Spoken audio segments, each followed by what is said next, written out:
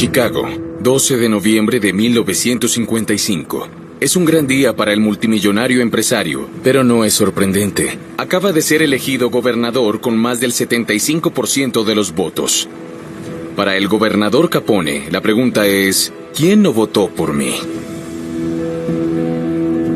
Hijo de inmigrantes, Al Capone ha escalado cada peldaño de la escalera criminal. A los 45 años ya era el indiscutible jefe del sindicato del crimen. Convertido en millonario gracias a las ventas de licor ilegal, el gángster es ahora un hombre de negocios respetable y acaudalado. Su imperio inmobiliario, construido sobre los cadáveres de sus antiguos enemigos, hoy es 100% legal. Pero nada de esto sucedió. En 1930, un pequeño grano de arena cambiaría el curso de una investigación que enviaría a Al Capone tras las rejas en Alcatraz. Nuestra historia no es más que una serie de increíbles eventos. Cada uno de nosotros puede influir en su curso. Desde el nacimiento de un imperio de 1000 años, hasta el ocaso de una civilización floreciente. Desde el genio creativo de un puñado de hombres, hasta una revolución cultural global. Desde las visiones totalitarias más oscuras hasta las guerras más aterradoras. Desde la heroica resistencia de todo un pueblo, hasta la voluntad inquebrantable de una minoría. La más pequeña de nuestras decisiones puede influir en el futuro de la humanidad. Conocer el pasado es anticipar el futuro. Efecto mariposa. Al Capone, hijo de la prohibición. 18 de diciembre de 1917, bajo la presión del influyente Wayne Wheeler, el Congreso de los Estados Unidos adopta la 18ª enmienda. 14 de febrero de 1929, día de San Valentín, los secuaces de Al Capone ejecutan a 7 miembros de una pandilla rival. El 24 de octubre de 1931, el mafioso Al Capone es sentenciado a 11 años de prisión por fraude fiscal. Estos 3 eventos son cruciales en el ascenso y luego la caída del mafioso estadounidense más famoso, Al Capone. Inglaterra, 1620. El Mayflower acaba de zarpar hacia el Nuevo Mundo. A bordo hay 200 puritanos decididos a huir de la persecución. Guiados por la convicción de que necesitan fundar una nueva sociedad en Estados Unidos, una sociedad más pura y estrictamente cristiana. Para ellos, todo placer es sospechoso. La tentación es demasiado grande, el pecado nunca está lejos. 2 siglos más tarde, Estados Unidos, enriquecido con sucesivas olas de inmigrantes, sigue profundamente inmerso en el ideal de los primeros pioneros. Disciplina rígida en la vida y fe inquebrantable en Dios. Y sin embargo, justo en el corazón de la República, el alcohol fluye libremente. En 1830, el ciudadano promedio bebe el equivalente a 88 botellas de whisky al año. El alcohol está en todas partes. Cuando no están trabajando, los hombres van al bar. Allí hablan de negocios, política, pero también beben hasta la saciedad. Y en ese momento, no hay ninguna forma de protegerse contra la violencia conyugal. El impacto en la vida familiar es devastador. Todos los niveles de la sociedad se afectan, desde los trabajadores hasta los jueces y también predicadores. Sin embargo, a mediados del siglo XIX, cada vez se alzan más voces para denunciar los perjuicios del alcohol.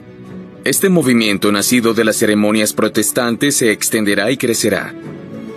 Su objetivo: limpiar el país aboliendo el consumo de alcohol. Este es el comienzo de la larga marcha hacia la prohibición. En todo el país, las mujeres saldrían de sus casas para atacar la embriaguez, bloquear los bares, realizar manifestaciones, ejercer presión política, destruir establecimientos. Todos los métodos son buenos para hacer que se escuche su voz, y tienen éxito. A principios del siglo XX, unos 10 estados prohíben el alcohol. Pero para Wayne Wheeler, el político más influyente en los Estados Unidos, no es suficiente. Al frente de la Liga Antibares, él quiere más que una simple ley. Quiere esculpir la prohibición en la losa mármol de la Constitución. El 18 de diciembre de 1917, luego de un siglo de lucha, el Congreso agrega la 18ª enmienda a la Constitución, prohibiendo la producción, venta y transporte de licor dentro del territorio de los Estados Unidos. En ese momento, la restricción solo se aplica al licor fuerte. Pero justo antes de que la enmienda entre en vigencia, la ley Volstead amplía la prohibición a todas las bebidas que contengan más de 0.5 grados de alcohol. Para los estadounidenses es hora de tomar un último trago. Bienvenidos a la memoria de la humanidad. Aquí podemos controlar el tiempo, analizar y comparar miles de millones de eventos y modificarlos para reescribir la historia sin cesar. Todos los eventos en nuestra historia, por pequeños que sean, se memorizan e interconectan. Solo se requiere que uno sea modificado para que los demás sean sacudidos hasta el núcleo. Por ejemplo, intentemos comprender el efecto del alcohol en el cuerpo humano.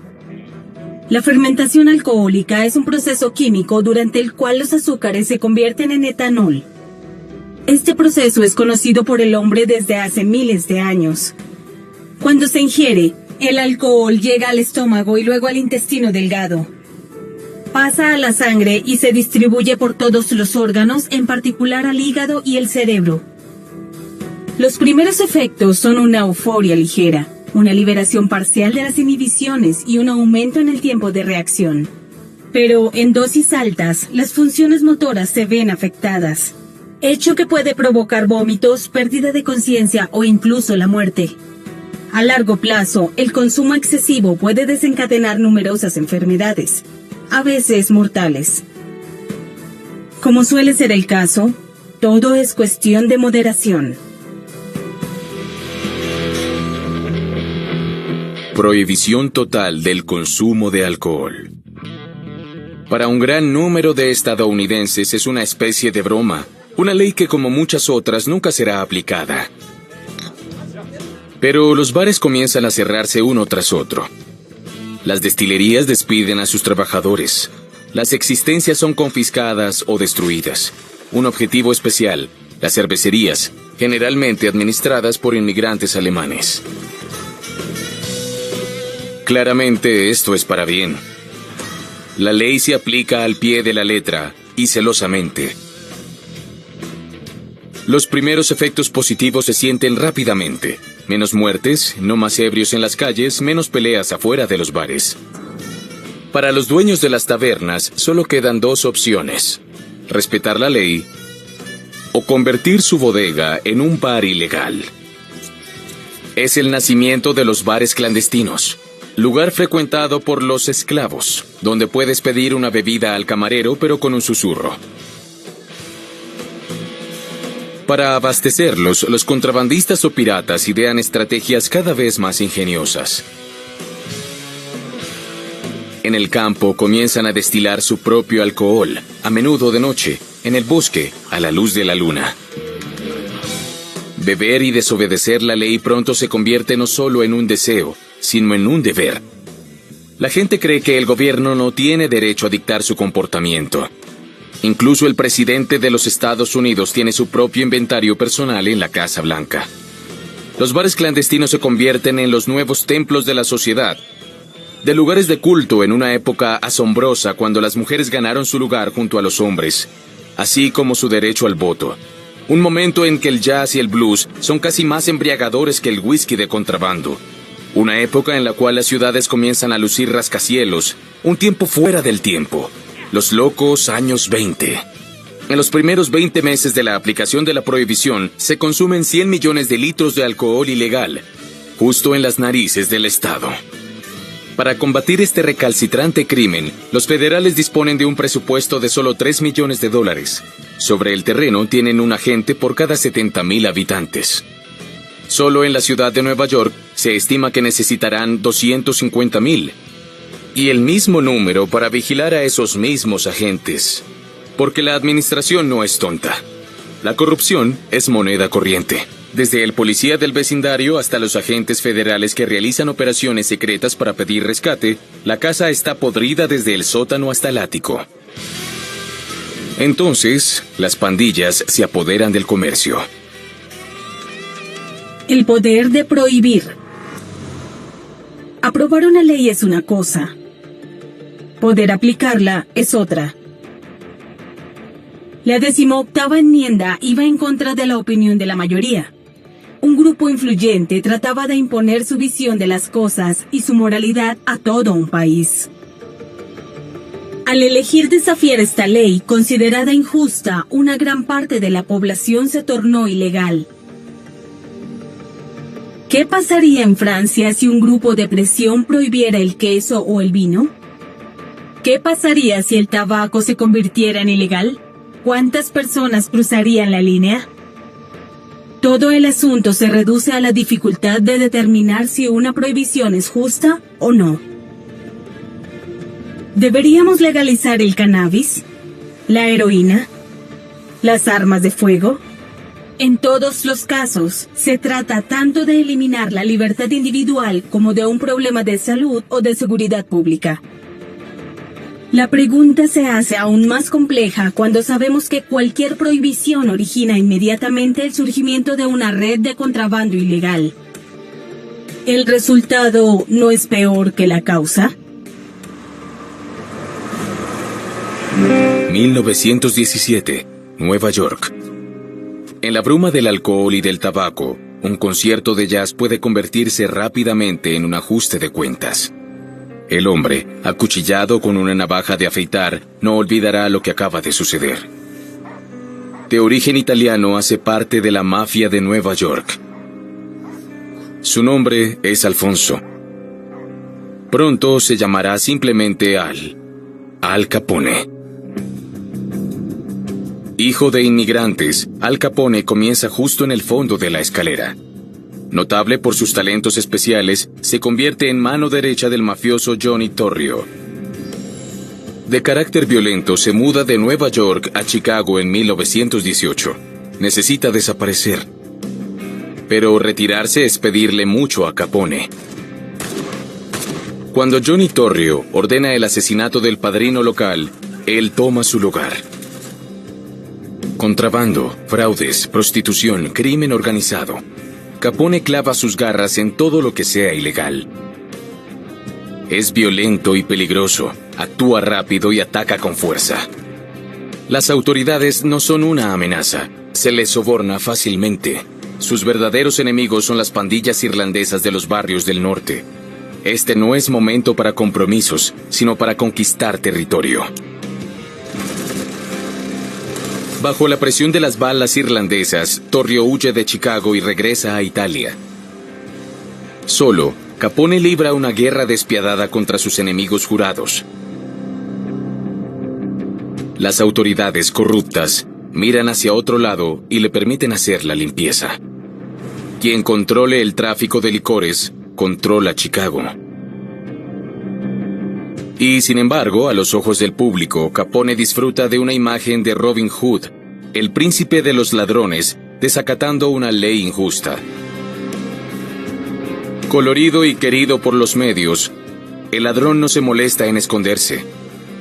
Ópera, abrigos de piel, carreras de perros y Cadillac blindado. Se burla de las autoridades, desafía a sus oponentes e incluso ocupa la portada del Time. Con solo 30 años, es todopoderoso en Chicago. El estado de Illinois, corrupto de arriba a abajo, ya no puede detenerlo. 14 de febrero de 1929, día de San Valentín. 7 miembros de la pandilla irlandesa del lado norte se reúnen en una bodega para recibir un cargamento. De repente, aparecen policías. Nadie se resiste. Los mafiosos irlandeses saben perfectamente que pronto quedarán libres. Les piden bajar sus armas y alinearse contra una pared.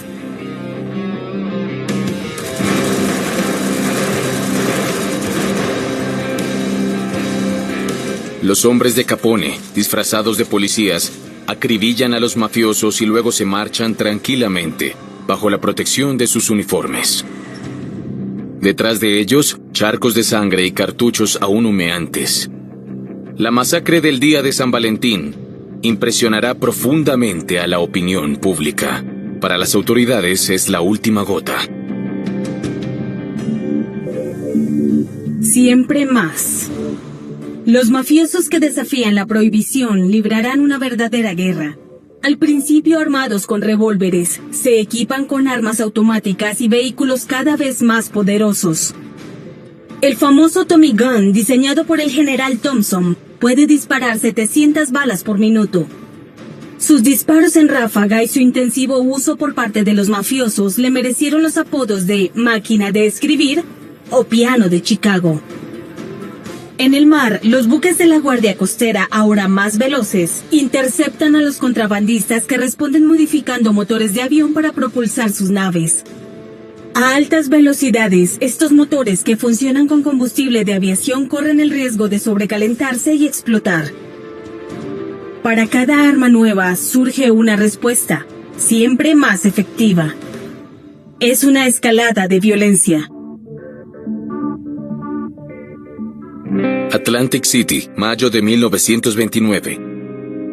Todo el bajo mundo se reúne hoy para poner fin a la violencia que arruina sus negocios y divide territorios. Esta conferencia de mafiosos se establece para sentar las bases de un sindicato del crimen en los Estados Unidos. Juntos, podrán sobornar a quien deseen. Capone, más acaudalado que nunca, es una figura destacada en la reunión. Sin embargo, este italiano difícil de controlar comienza a irritarse. Temiendo ser asesinado, Capone es arrestado y encuentra refugio temporal en la cárcel. Sin embargo, otras personas buscan al enemigo público número 1, 6 secretos. A orillas del lago Michigan, cada vez se escuchan más voces contra el dominio de las mafias en la ciudad de Chicago. Financiado por un comité misterioso apodado 6 Secretos, el agente especial Elliot Ness, supuestamente incorruptible, tiene la misión de encarcelar a Capone. Son órdenes del presidente. El investigador se rodea de un reducido grupo de policías confiables, expertos escogidos en su campo. Manejo ofensivo, manejo de armas, escuchas telefónicas, combate cuerpo a cuerpo. En lugar de atacar los bares, el extremo visible del iceberg, Ness decide atacar la fuente. Sigue los camiones de reparto y busca las cervecerías y destilerías.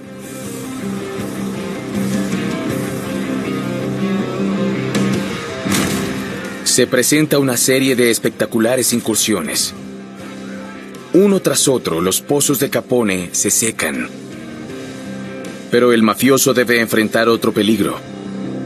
Ness y su escuadrón son simplemente el músculo de una operación más amplia. Mientras Capone luchaba con uñas y dientes por sus cervecerías, el agente fiscal especial Frank Wilson revisaba su vida, sus cuentas y sus activos. Por extraño que parezca, su misión no era demostrar que Capone incumplía la prohibición. Su arma es una ley aprobada recientemente. A partir de ahora, todos los ingresos, incluso los derivados de actividades ilegales, deben declarar impuestos. Los mafiosos caen en la trampa. Si no declaran, son acusados. Si declaran, están admitiendo su contrabando. Sin embargo, por el momento es imposible vincular a Capone a su gran fortuna. El astuto villano solo paga en efectivo y no conserva ninguna evidencia escrita de sus negocios. Entonces, un día de 1930, el inspector Wilson se cruza con un artículo olvidado en el archivo. En este libro de cuentas, una nota menciona un cierto Al. Acabamos de llegar a un punto de inflexión. Un punto de inflexión es un evento crucial, una encrucijada en nuestra historia en la que el mundo gira de un lado a otro. El agente fiscal especial Wilson acaba de desenterrar un viejo archivo incautado durante una búsqueda anterior. En el archivo hay una nota escrita a mano, aparentemente ordinaria, que incrimina a cierto Al. Cuando es sometida a los expertos, proporcionará un rastro hacia Al Capone. ¿Qué hubiera pasado si este documento hubiera permanecido bajo una pila de archivos? Incapaz de vincular al hombre de la mafia con sus actividades, la investigación habría continuado durante años. Años en los que Capone habría continuado su implacable progresión. Al frente de un poderoso sindicato del crimen, habría tenido los medios financieros y políticos para doblegar a cualquier juez a su voluntad y a cualquier funcionario de alto rango. Incluso pudo haber sido tentado por una carrera política. Después de unas elecciones fraudulentas, el mayor mafioso de todos los tiempos podría haber gobernado el estado de Illinois. Un mafioso a la cabeza de un estado.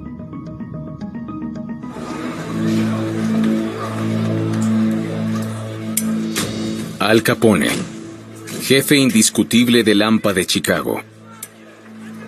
Debe enfrentar 23 cargos ante un tribunal federal. La máquina legal está en movimiento y su objetivo es poner al ladrón tras las rejas, de una vez por todas. Confiado y arrogante, Capone no ve que el viento cambió de dirección. Fiel a sí mismo, soborna al jurado. Pero para sorpresa general, el implacable juez reemplazó al jurado. Claramente más talentoso para dar una paliza que para lidiar con cuestiones impositivas, Capone toma una mala decisión.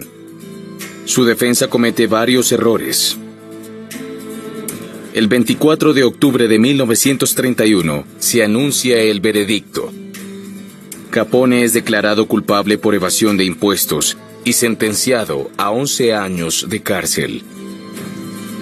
El villano fue golpeado por un contador.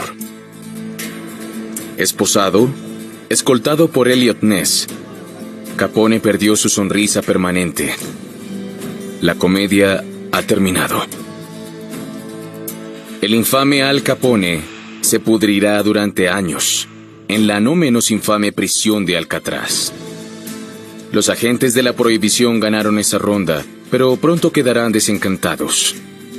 Porque mientras tanto, el 29 de octubre de 1929, la economía estadounidense sufrió uno de los peores días de su historia, el Jueves Negro, el día en que 13 millones de acciones se vendieron a su mínimo precio cuando la bolsa colapsó, cuando Estados Unidos cayó de rodillas. Esta crisis financiera sin precedentes se globalizó. Pronto, frente al caos económico, las restrictivas leyes de prohibición puritana ya no parecen relevantes. El Estado necesita dinero y quiere recuperar los impuestos sobre el alcohol. A pesar de los millones de botellas incautadas y de más de 53,000 sentencias, la prohibición finalmente es derrotada desde adentro. El 20 de febrero de 1933, el Congreso adopta la 21ª enmienda, que derogaba la 18ª.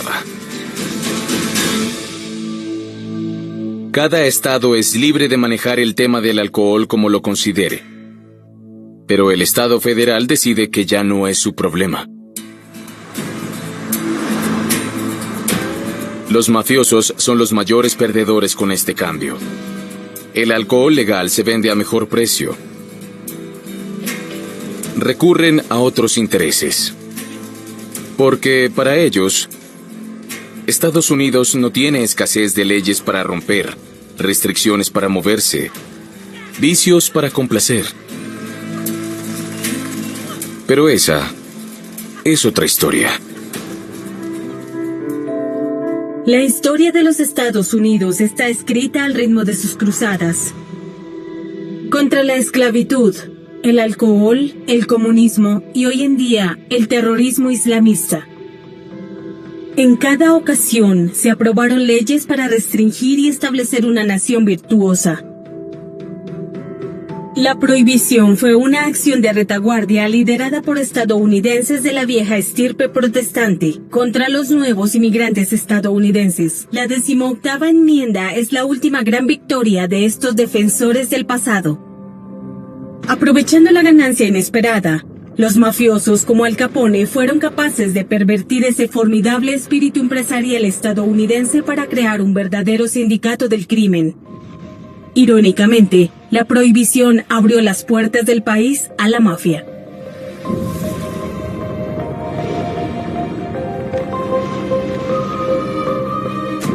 En los Estados Unidos, la libertad individual es un valor fundacional.